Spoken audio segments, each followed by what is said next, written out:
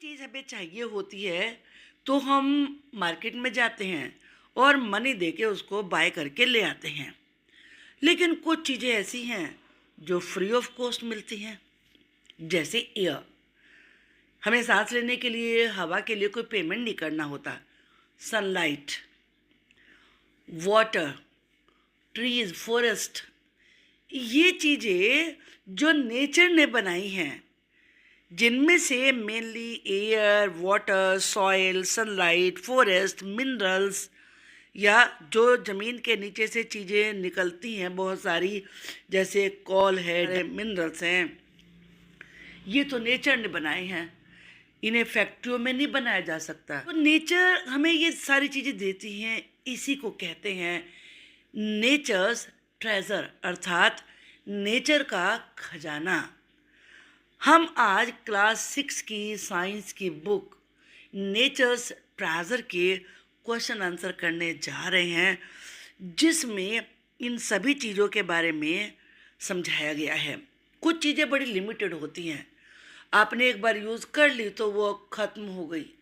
लेकिन कुछ चीज़ें ऐसी हैं जो बार बार अगेन एंड अगेन वो बढ़ती चली जाती हैं, जैसे कि वाटर। आपका एक जगह से आपका पानी ख़त्म हुआ तो बारिश होगी, दोबारा से फिर भर जाएगा। एयर है, प्लांट्स ऑक्सीजन रिलीज़ करते रहते हैं। लेकिन जैसे पेट्रोलियम प्रोडक्ट्स है, वो ज़मीन के अंदर हैं, आपने निकाल लिए, एक बार उनका खजाना ख़त्म हो गया तो फिर तो उसे बनने के लिए करोड़ों करोड़ों साल लगते हैं। तो नॉन रिन्यूएबल और रिन्यूएबल, इन चीज़ों के बारे में आप इस लेसन में पढ़ेंगे। So you are welcome to this video. Let us start. ये एक्टिविटी है 11.1, let us experience. Take a deep breath in, गहरी सांस लो, and then breathe out slowly, फिर धीरे से बाहर निकालो सांस को। Take a deeper breath in again, फिर दोबारा से अंदर गहरी सांस लो। होल्ड का मतलब पकड़े रखो। Hold your breath for as long as you can, फिर अपनी ब्रेथ को होल्ड करके रखो, ना बाहर छोड़ना है। जितना लंबे समय तक आप उसे होल्ड करके रख सकते हो। And then breathe out slowly, फिर धीरे से आउट उसको करो। How long can you hold your breath, आप अपने ब्रेथ को कितने लंबे समय तक होल्ड कर सकते हैं। How do you feel when you hold your breath, कैसा लगता है जब आप अपने ब्रेथ को होल्ड करते हैं। तो this activity helps us understand the importance of air in our lives. हमारी ज़िंदगी में एयर की क्या इम्पोर्टेंस है, इस चीज़ का पता हमें इस एक्टिविटी से चलता है। ज़रा सी देर के लिए एयर की सप्लाई बंद हुई तो आपको लगेगा जैसे दम घुटने लगा है।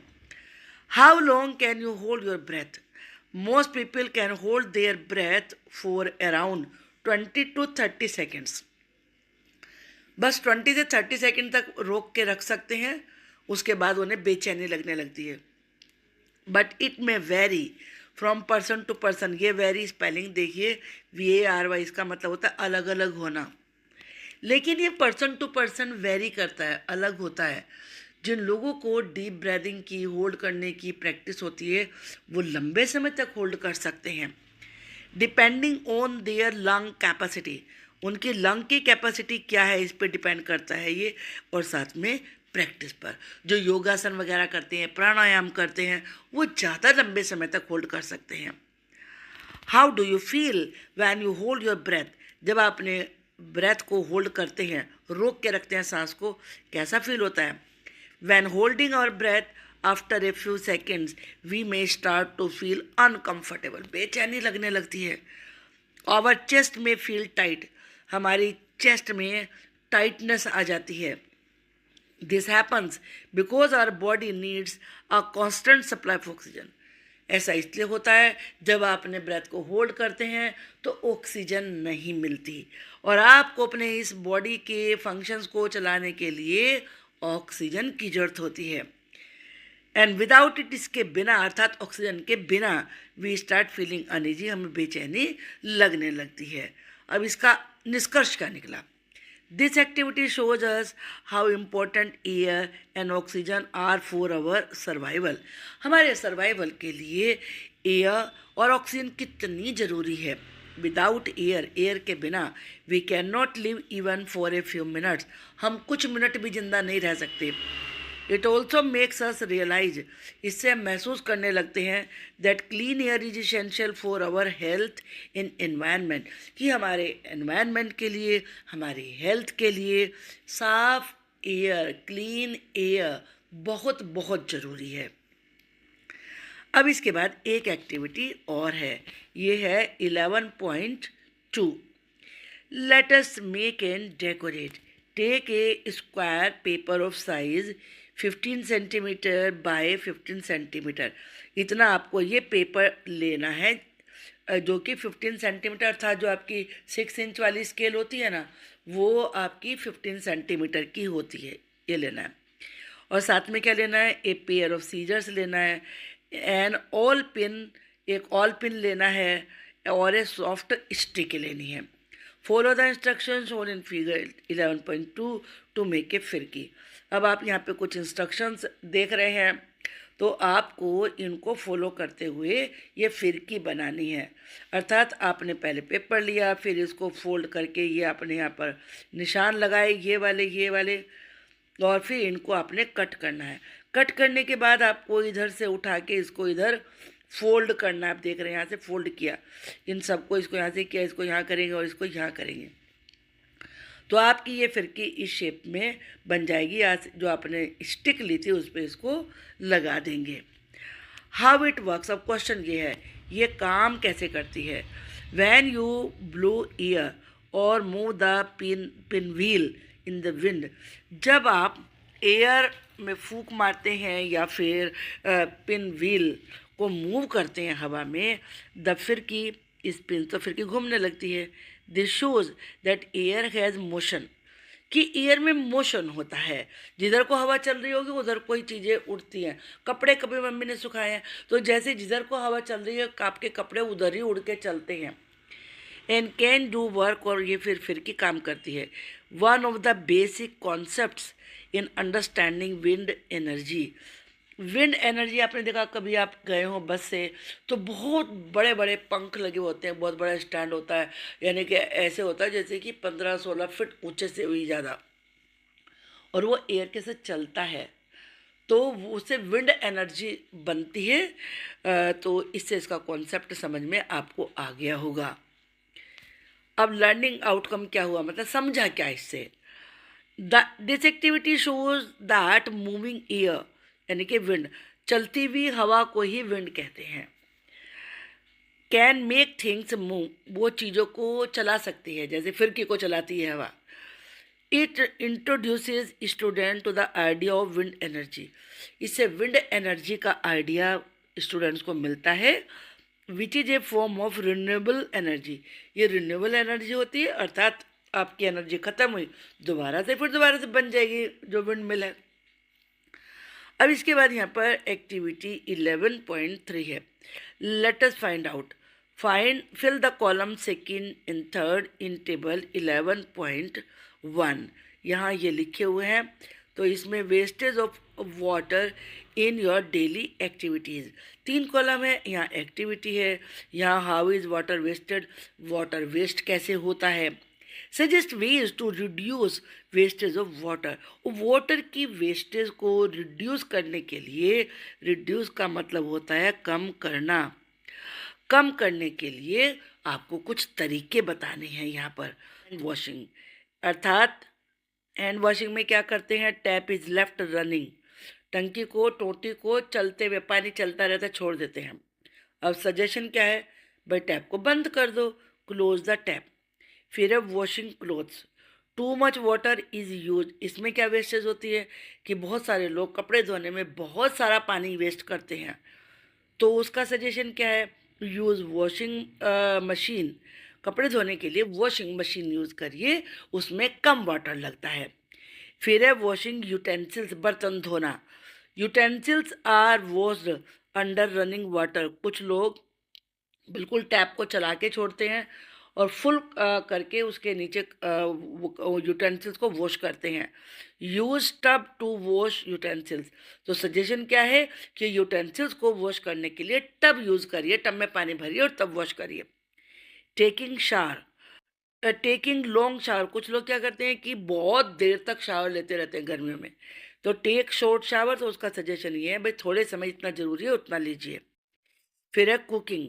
Veggies are washed under running water. जो सब्जियां होती हैं उन्हें चलते हुए पानी के नीचे धोते हैं। Use bowl to wash vegetables. कटोरे में पानी लेके तब वेजिटेबल्स को वॉश करिए। गार्डनिंग। ओवर वाटरिंग, ज़्यादा पानी दे देते हैं। Use only necessary amount of water. जितना ज़रूरी हो उतना ही पानी यूज़ करिए। और ड्रिप इरिगेशन, या आजकल एक नया तरीका चला है, उसमें ड्रिप से पानी चारों तरफ बिखरता है, बूंदे बूंदे आती हैं, तो उस मेथड को यूज़ कर सकते हैं। फिर है ब्रशिंग टीथ। टीथ ब्रश करने में कैसे वेस्ट होता है। Keep the tap running. टंकी चलती रहती है, टोंटी चलती रहती है, तो क्लोज द टैप और टेक वाटर इन मग। या तो टैप को बंद कर दीजिए या मग में वाटर लेके तब अपने आप टीथ ब्रश करिए। अब यहाँ पर क्वेश्चन है इससे रिलेटेड। वॉट विल हैपन, क्या होगा if the sun is not visible for a few days. अगर कुछ दिन तक सन ना दिखे तो। We may have to depend on artificial lighting during the day also. रात को तो आर्टिफिशियल इलेक्ट्रिसिटी वगैरह जलाना ही होता है, फिर दिन में भी जलानी पड़ेंगी। पहला तो यही होगा। विदाउट सनलाइट, सनलाइट के बिना फोटोसिंथेसिस विल स्टॉप। आप जानते हो कि जो प्लांट्स होते हैं वो फोटोसिंथेसिस से अपना फूड प्रिपेयर करते हैं, तो फोटोसिंथेसिस होगा ही नहीं सनलाइट के बिना, which means plants won't be able to make their food। Plants अपना फूड बना ही नहीं पाएंगे। ग्रेजुअली, धीरे धीरे प्लांट्स में स्टार्ट डाइंग। प्लांट्स मरना शुरू हो सकते हैं।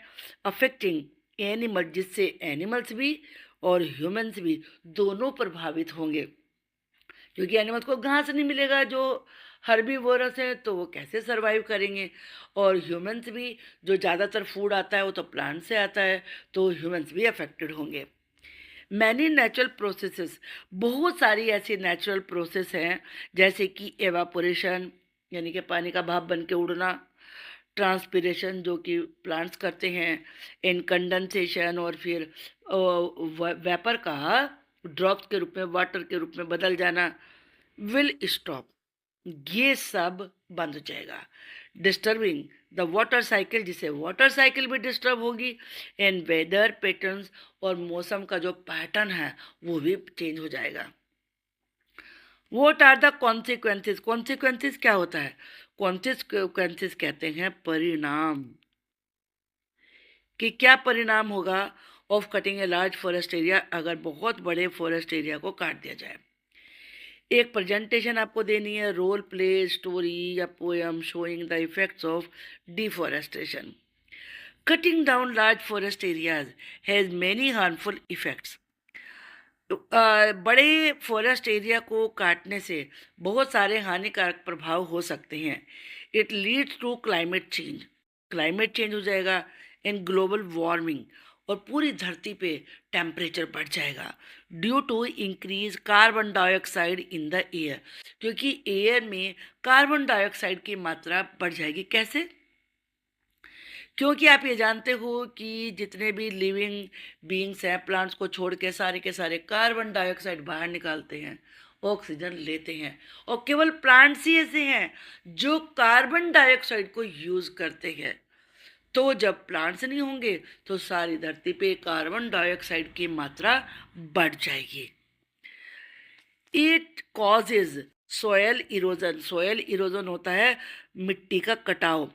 आपके कहीं भी मानो आपने प्लांट्स लगे हुए हैं, पानी डाला तो मिट्टी नहीं बहेगी, लेकिन अगर प्लांट्स नहीं है और मिट्टी आपने कहीं पर रखी, पानी डाली है, तुरंत बह के चली जाएगी, तो मिट्टी बह के चली जाती है, भूमि कट जाती है। Because there are no roots to hold the soil, क्योंकि मिट्टी को पकड़ने के लिए वहाँ रूट्स ही नहीं होंगे। It increase the risk of floods and drought. Droughts का मतलब होता है सूखा। इससे देखो, दो एक दूसरे के विपरीत जो परिस्थितियां हैं वो हो जाएंगी, या तो फ्लड आ जाएगा, बाढ़ आ जाएगी, बहुत सारा पानी, या बिल्कुल नहीं आएगा तो सूखा पड़ जाएगा, ड्रॉट्स कहते हैं सूखे को। Many animals lose their natural homes, बहुत सारे एनिमल्स के अपने नेचुरल घर खत्म हो जाएंगे जो कि ट्रीज पे रहते हैं, फॉरेस्ट में रहते हैं। There is a loss of biodiversity, biodiversity का और मेडिसिनल प्लांट्स का लॉस हो जाएगा, नुकसान हो जाएगा। Human life is also affected, और जो ह्यूमन लाइफ है वो भी अफेक्टेड होगा, because forest give us clean air, क्योंकि फॉरेस्ट हमें क्लीन एयर देते हैं, वाटर देते हैं, वुड देते हैं और साथ में फूड देते हैं। अब है activity 11.4, let us investigate, collect samples of soils from different areas, अलग अलग एरिया से सॉइल के सैंपल इकट्ठे करिए around your home and school. Guess what could be there in different soil, अलग अलग सॉइल में क्या क्या होगा ये देखिए। Observe carefully each soil sample and note its colour, हर सॉइल के सैंपल को ध्यान से देखो, उसका कलर नोट करो। टच ईच सॉइल सैंपल, हर प्रकार के सॉइल को जरा टच करके देखो। एंड फील इट टेक्सचर, वो टेक्सचर फील करो। टेक्सचर क्या होता है, आपको कुछ ज़्यादा बारीक महीन लगेगी, कुछ ज़्यादा खुरदुरी लगेगी। जैसे कपड़ा होता है ना, कुछ कपड़े बड़े सॉफ्ट होते हैं तो वो टेक्सचर अलग है, कुछ खुरदुरे होते हैं, रफ होते हैं, तो वो टेक्सचर क्या होता है जो फील करते हैं। Observe the soil samples with your naked eye, naked eye का मतलब है बिना चश्मे के, बिना माइक्रोस्कोप के सोयल के सैंपल को देखिए। If you have a magnifying lens, अगर आपके पास मैग्नीफाइंग ग्लास है, लेंस है, look at the soil through it. Record your observation in table 11.2। अब यहाँ पर ये सॉयल सैंपल्स हैं, इसमें कई सारे पॉइंट हैं। एक तो ये है location from which soil sample was collected, कहाँ से इकट्ठा करा। What I guess about the soil, आपने क्या अंदाजा लगाया था। गैस का मतलब है अंदाजा लगाना कि सॉइल कैसी होगी। Observation of soil with naked eye including is colour and texture, फिर नेकेड आई से भाई उसका कलर कैसा है सॉइल का और टेक्सचर कैसा है। Observation of soil with magnifying glass, फिर उसे मैग्नीफाइंग ग्लास से लेना है। एक यहाँ पे दिया गया है और आप खुद एक्टिविटी करिए और उसके बारे में लिखिए। यह है soil from a farm after ploughing, हल चलाने के बाद खेत में से मिट्टी का सैंपल लिया गया, सॉइल का सैंपल लिया गया। अब ये कैसी होगी, माइट बी डार्क, ये ज़्यादा थोड़े डार्क कलर की होगी, सॉफ्ट होगी, एंड रिच इन न्यूट्रिएंट्स, और उसमें न्यूट्रिएंट ज़्यादा होंगे, ये आपका अंदाजा था। डार्क ब्राउन इन कलर, ये कलर में डार्क ब्राउन है, सॉफ्ट है। लूज इन टेक्सचर, टेक्सचर में लूज, लूज का मतलब बिखरी बिखरी सी है। अब मैग्नीफाइंग ग्लास से देखा तो small bits of dry leaves, इसमें छोटे छोटे सूखी हुई पत्तियों के टुकड़े हैं। टाइनी स्टोन, छोटे छोटे स्टोन्स हैं। फाइन ग्रेन्स, छोटे छोटे बारीक बारीक दाने से हैं। And possibly tiny insect parts, और संभावना ये भी है कि हो सकता है छोटे छोटे इंसेक्ट्स के टुकड़े भी इसमें हों। तो ऐसे आप जगह जगह से लीजिए सॉइल, आप अपने पार्क में से ले सकते हैं, गमले में से ले सकते हैं, तो फिर उनके बारे में आपको राइट करना है। Activity 11.5, let us conduct a survey, survey conduct करना है। Conduct a survey of vehicles in your neighbourhood, अपने पड़ोस में व्हीकल्स का एक सर्वे करिए। कंडक्ट का मतलब है करना। Which types of vehicles are there, कितने प्रकार के व्हीकल्स हैं। What type of fuels do they use, fuels कहते हैं ईंधन, वो कौन सा फ्यूल यूज़ करते हैं। Record the information that you collect in table 11.3। अब देखिए यहाँ पर आपको पहले व्हीकल का नाम लिखना है और फिर उसको कैसा फ्यूल यूज़ करता है वो। स्कूटर में पेट्रोल यूज़ होता है, मोटरसाइकिल में पेट्रोल यूज़ होता है, कार में पेट्रोल, डीजल, सीएनजी, तीन तरह के फ्यूल यूज़ होते हैं। बस में डीजल होता है, ई रिक्शा में इलेक्ट्रिसिटी यूज़ होती है, ट्रक में डीजल होता है और ऑटो रिक्शा में सीएनजी भी हो सकती है और पेट्रोल भी हो सकता है। अब activity 11.6, late us make a list of natural resources, natural resources की लिस्ट बनाइए। Make a list of activities you do in your daily life, फिर जो आप डेली काम करते हैं उनकी लिस्ट बनाइए। Write down the natural resources use directly और इनडायरेक्टली फॉर ईच एक्टिविटी, हर एक्टिविटी के लिए आपको कौन से नेचुरल रिसोर्सेज की जरूरत पड़ती है वो लिखिए. इन table 11.4 some items are already filled in. Using them as a guide, fill the remaining blank rows. चलिए देखते हैं हम यहाँ पर ये नेचुरल रिसोर्सेज कौन से यूज़ किए, या एक्टिविटी लिखनी है या नेचुरल रिसोर्स लिखना है. अब वॉशिंग क्लॉथ, कपड़े धोने में क्या यूज़ करते हैं, water.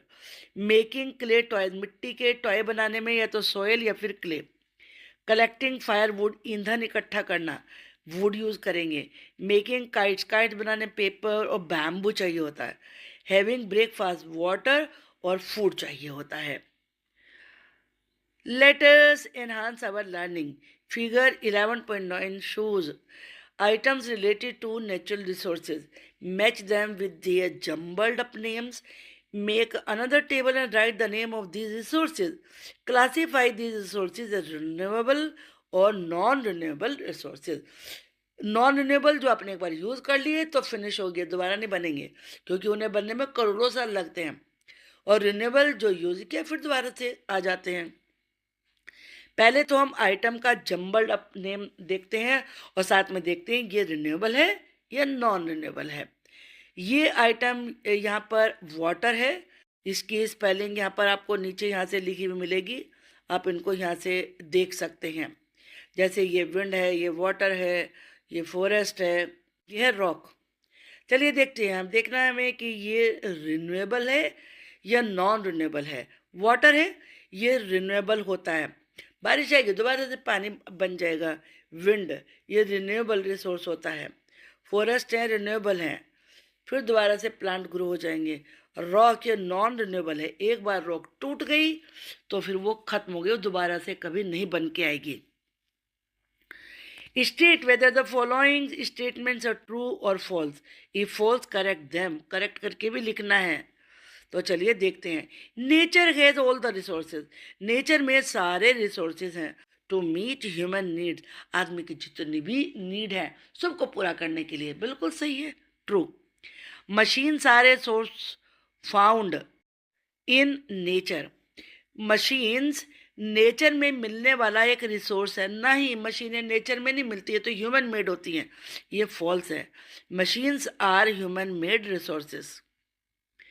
Natural gas is a non renewable resource. बिल्कुल सही है. जितनी गैस नेचुरल गैस ज़मीन में से निकलती है, एक बार वो ख़त्म होगी तो उसके बाद नहीं निकलेगी. Air is a renewable resource. बिल्कुल सही है, true.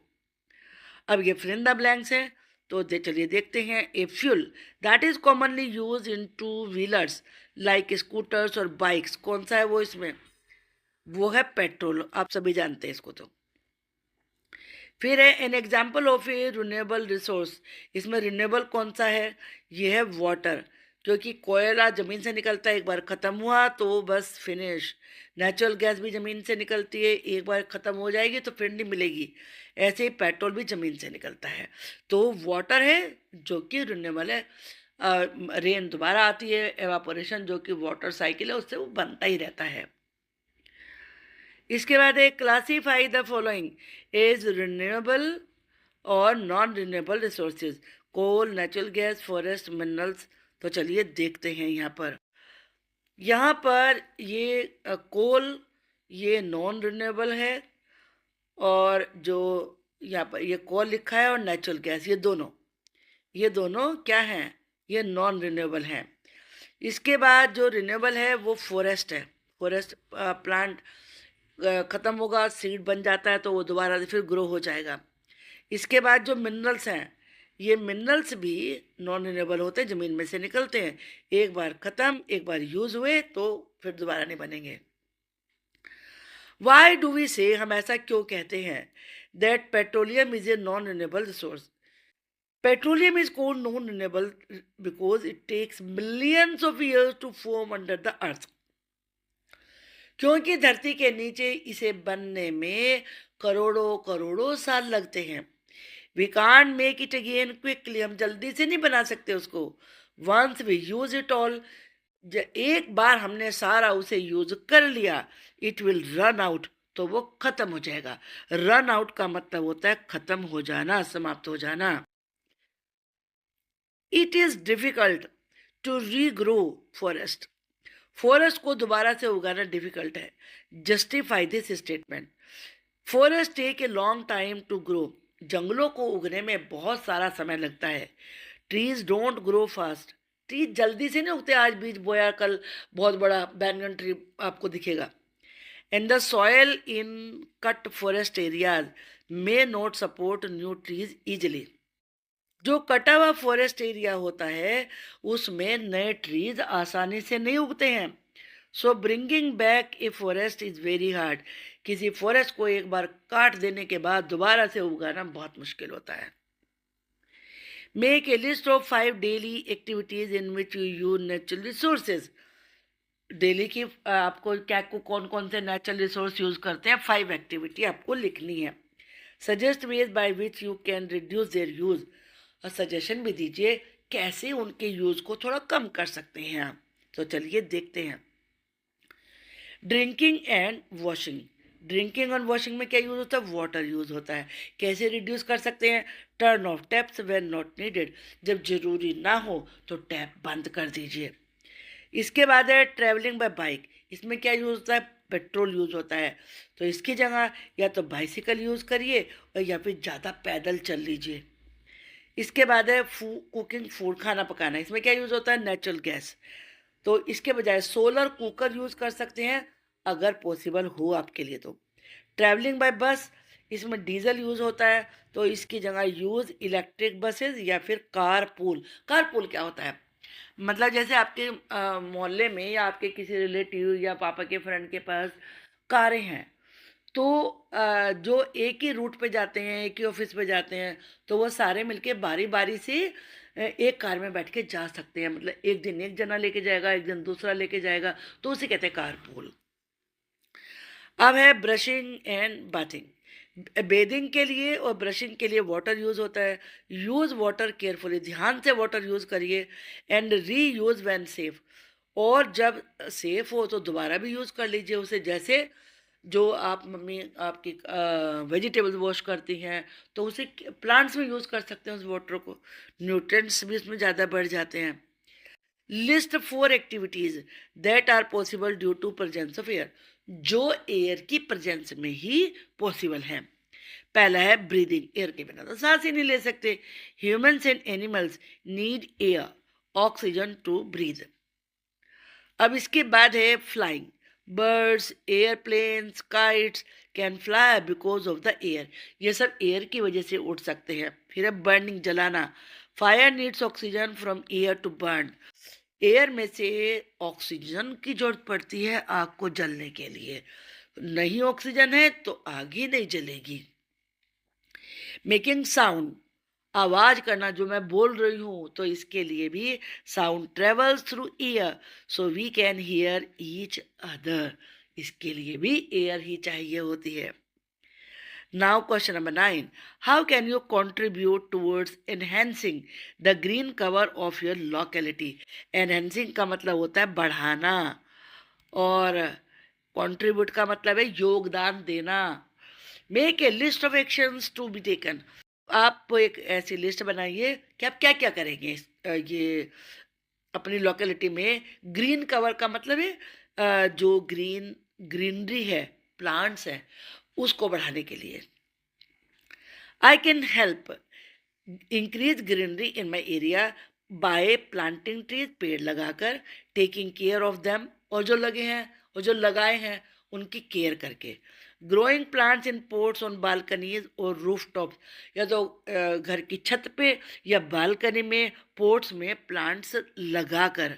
Joining tree plantation drives in school और कम्युनिटी, अपने स्कूल में या अपनी कम्युनिटी में ट्री प्लांटेशन ड्राइव में शामिल हो जाइए। Encouraging others to plant trees, दूसरों को प्रोत्साहित करिए प्लांट लगाने के लिए। Not cutting trees and protecting them from damage, और पेड़ों को मत काटिए और उन्हें नुकसान पहुंचाने से बचाइए, उनकी रक्षा कीजिए। In the given illustration, illustration का मतलब समझाया गया उस जो पिक्चर की हेल्प से। We see that food is being cooked, food बनाया जा रहा है। Answer the following questions. वो type of energy is being use for cooking, cooking में कौन सी एनर्जी यूज होती है? Name one benefit and one drawback. Drawback क्या होता है? ड्रॉबैक का मतलब होता है कमी।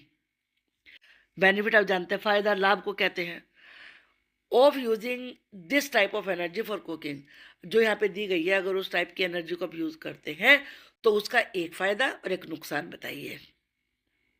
देखिए यहाँ पर ये दिखाया गया है, ये देखो सोलर एनर्जी का यूज करके ये यहाँ पे खाना पका रही है। Solar energy is being used for cooking, cooking के लिए सोलर एनर्जी यूज की जा रही है। बेनिफिट क्या है? सोलर एनर्जी इज रिन्यूएबल, रोज सन निकलेगा, एनर्जी मिलती रहेगी। एंड इको फ्रेंडली, इससे एनवायरनमेंट को कोई नुकसान नहीं होता। It does not cause air pollution, ना तो इससे एयर पोल्यूशन होता है, ना ही ग्लोबल वार्मिंग होती है, टेम्परेचर बढ़ता है। ड्रॉबैक क्या है? Solar cooking is not possible at night, रात में सन नहीं होता तो सोलर कुकिंग भी नहीं की जा सकती। और on cloudy and rainy days, जब बारिश होगी उस दिन भी खाना नहीं मिलेगा, जिस दिन बादल होंगे उस दिन भी खाना नहीं मिलेगा, क्योंकि पकेगा ही नहीं, as it depends on sunlight. Cutting down trees on a large scale impact the quality of the soil, जब ज़्यादा ट्रीज का कट किया जाता है तो उससे सॉइल की क्वालिटी प्रभावित होती है। ये इम्पैक्ट का मतलब होता है प्रभावित होना। Why do you think it is so, ऐसा क्यों होता है? Trees help in holding the soil together, trees अपने रूट्स के द्वारा विद देयर रूट्स मिट्टी को बांध के रखते हैं। एंड प्रिवेंट सॉइल इरोजन, और सॉइल के बहकर चले जाने को, उड़ के चले जाने को, यानी कि भूमि के कटाव को रोकते हैं। When trees are cut on a large scale, जब बड़े स्केल पे ट्रीज को कट किया जाता है, द सॉइल बिकम्स लूज, तो सॉइल बिखरी बिखरी हो जाती है। And gets washed away by wind and rain, wind और रेन से वो उड़ के चली जाती है या बह के चली जाती है। दिस रिड्यूसेस फर्टिलिटी, इससे फर्टिलिटी कम होती है। And quality of the soil, और सॉइल की क्वालिटी भी खराब होती है। एक्सप्लेन टू वे, दो तरीके समझाइए, in which human activities pollute the air, जिससे एयर पोल्यूशन होता है। आदमी की दो एक्टिविटी बतानी है। प्रपोज वन एक्शन, और फिर एक एक्शन भी बताना है, which can help in reducing air pollution, जो एयर पोल्यूशन को रोके। Ways in which human activities pollute the air, वो तरीके जिनसे ह्यूमन एक्टिविटीज एयर को पोल्यूट करती हैं। नंबर वन है बर्निंग ऑफ फॉसिल फ्यूल्स, जो फॉसिल फ्यूल्स हैं जैसे कि पेट्रोल, डीजल, कोल, उनको जलाने से religious harmful gases into the air, air में हार्मफुल गैसेस रिलीज होती हैं। दूसरा है smoke from factories and industries, जो इंडस्ट्री से, फैक्ट्री से स्मोक आता है, adds pollutants like carbon monoxide and sulphur dioxide to the air, उससे कार्बन मोनोक्साइड और सल्फर डाइऑक्साइड जैसे पोल्यूटेंट हवा में ऐड हो जाते हैं। Action to reduce air pollution, air pollution को कम करने के लिए क्या एक्शन लिया जाना चाहिए? We can reduce air pollution by planting more trees, ज़्यादा से ज़्यादा पेड़ लगाकर, using public transport, public transport को यूज़ करके, और इलेक्ट्रिक व्हीकल्स या इलेक्ट्रिक व्हीकल्स यूज़ करें instead of private fuel based vehicles, जो प्राइवेट, जो हमारी निजी व्हीकल्स हैं उनको यूज़ करने के बजाय अगर हम इलेक्ट्रिक व्हीकल को यूज़ करते हैं तो इन सब से एयर पोल्यूशन कम हो सकता है। अब फैमिली यूजेज सोलर पैनल्स, एक फैमिली सोलर पैनल यूज़ करती है to generate electricity, a gas stove to cook food, और फूड बनाने के लिए गैस स्टोव यूज़ करती है। A windmill for pumping water from a well, और वेल में से वाटर को बाहर निकालने के लिए विंड मिल यूज़ की जाती है। What would happen if there were no sunlight for a week, अगर एक वीक तक सनलाइट ना आए तो तब क्या होगा? If there were no sunlight for a week, अगर एक वीक तक सनलाइट ना आए, solar panels would not be able to generate electricity, तो सोलर पैनल्स इलेक्ट्रिसिटी जनरेट नहीं कर पाएंगे। So the family might face power shortage, तब फैमिली को सामने पावर शॉर्टेज हो सकती है और have to use alternative electricity sources, या फिर जो दूसरे इलेक्ट्रिसिटी के सोर्सेज हैं उनको यूज करना पड़ सकता है। Gas stove would still work, gas stove तो फिर भी काम करते रहेंगे। So cooking food would not be affected, food को कुक करना बिल्कुल भी अफेक्टेड नहीं होगा। विंड मिल में स्टिल पंप वाटर, जो विंड मिल है वो अभी भी वाटर बाहर निकाल सकती है इफ देयर इज विंड, अगर हवा चल रही है। As it does not depend on sunlight, क्योंकि ये सनलाइट पर डिपेंड नहीं करती है। Overall the main impact would be lack of solar energy, जो मेन इम्पैक्ट है वो ये होगा कि सोलर एनर्जी नहीं मिलेगी। अफेक्टिंग इलेक्ट्रिसिटी सप्लाई, जिससे इलेक्ट्रिसिटी सप्लाई प्रभावित होगी। Possibly indoor lighting and appliance usage, और जो इंडोर यानी कि घर के अंदर लाइट जलती है वो प्रभावित होगी, और जो अप्लायंसेज यूज़ करते हैं जो इलेक्ट्रिसिटी से चलते हैं वो भी नहीं चल पाएंगे। Fill in the blanks using the following terms: fossil fuels, forest, air, petroleum, coal, water and non-renewable resources. यहाँ आपको ये फिल करने हैं। There is an increasing demand of trees. अब ट्रीज की डिमांड बढ़ती जा रही है to meet the requirement of industries, industries की रिक्वायरमेंट को पूरा करने के लिए, और साथ में फॉर हाउसिंग, घर के लिए भी। Therefore trees are being felled, इसलिए पेड़ गिराए जा रहे हैं। इज इट जस्टिफाइड, क्या ये सही है? Discuss and prepare a brief report. Report है, is tree felling justified to meet industrial and housing demands, industries की और घर की डिमांड को पूरा करने के लिए क्या पेड़ों को गिराना सही है? ट्री फैलिंग, पेड़ों को गिराना, और कटिंग डाउन ट्रीज या पेड़ों को काटना, is being done more frequently, अब ज़्यादा जल्दी जल्दी किया जा रहा है to fulfil the rising demands of industries and housing project, industries के लिए और हाउसिंग प्रोजेक्ट की मांग को पूरा करने के लिए। While development and urbanisation are important for human progress, human progress के लिए डेवलपमेंट और शहरीकरण जरूरी है।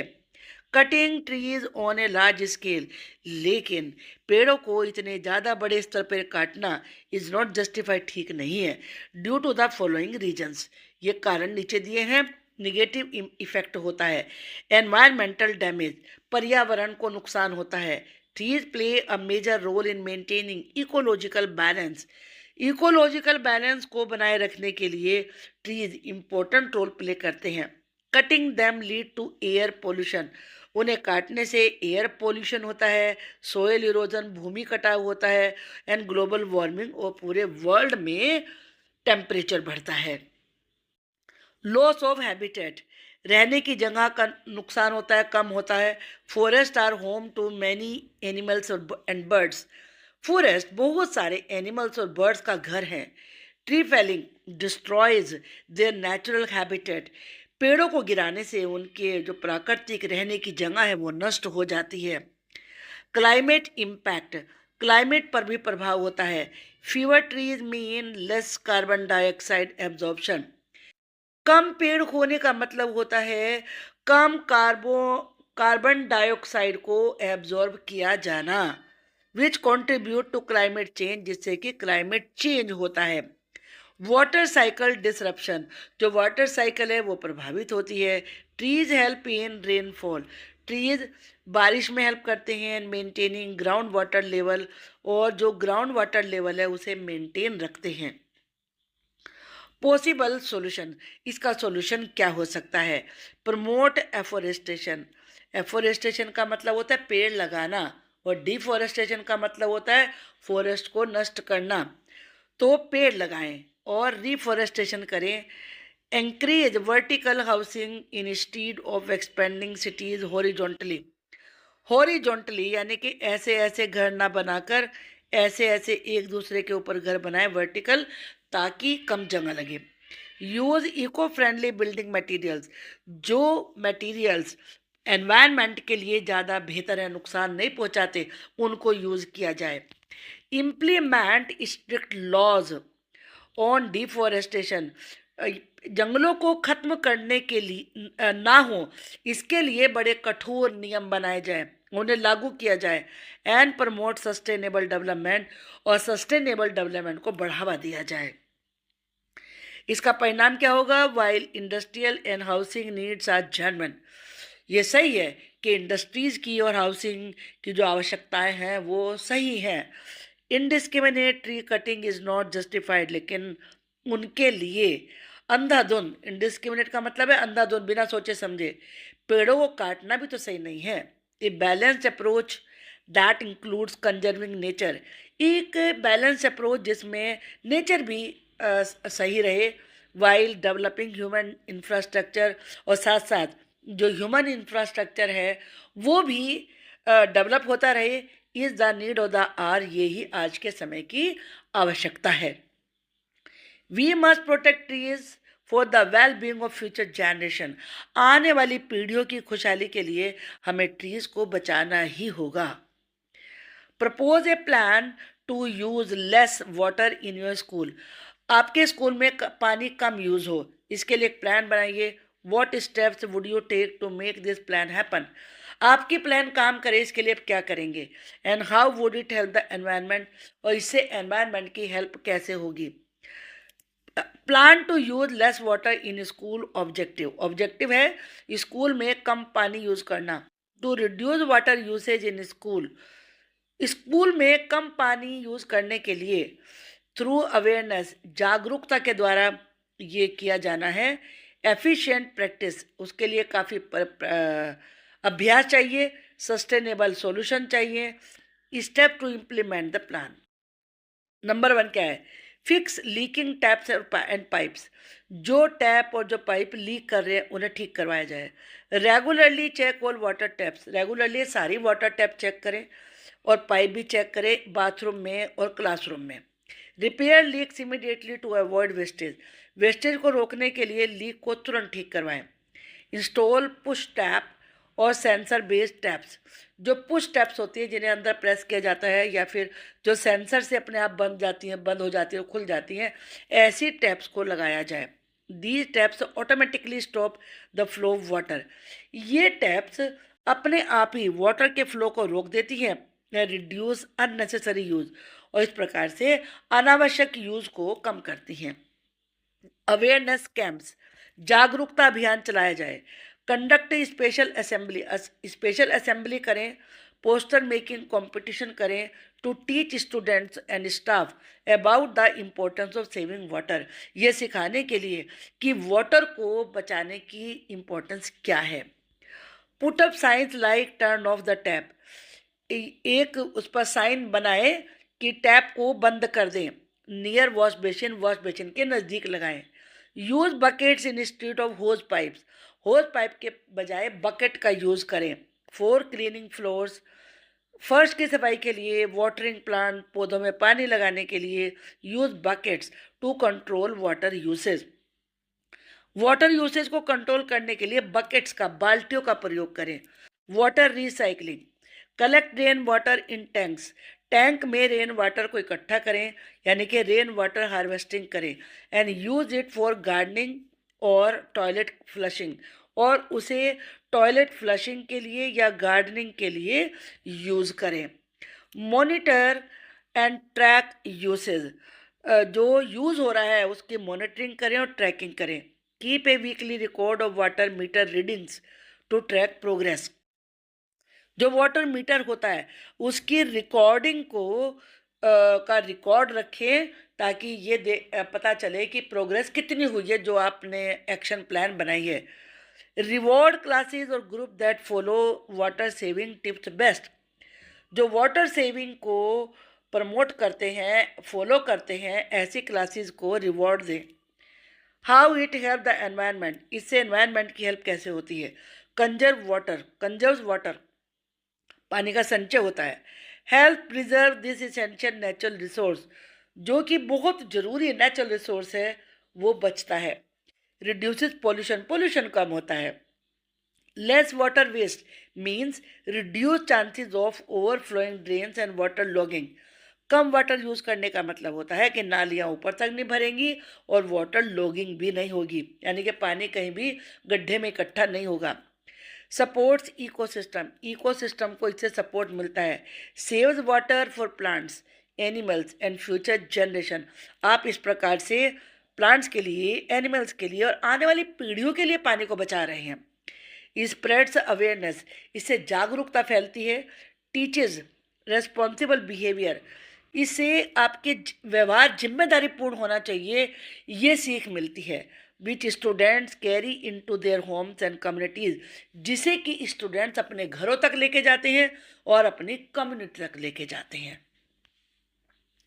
Bye taking small but effective steps, छोटे छोटे लेकिन इफेक्टिव कदम उठाकर the school can become a model for water conservation. School water conservation के लिए मॉडल बन सकता है and play a vital role in protecting the environment, और एनवायरनमेंट को बचाने के लिए महत्वपूर्ण रोल प्ले कर सकता है। आई होप कि आपको ये वीडियो बहुत पसंद आई होगी। अच्छी लगी है तो प्लीज़ लाइक कर दीजिए, कमेंट लिख दीजिए, नए हो तो भाई चैनल को सब्सक्राइब भी कर लीजिए। Thank you.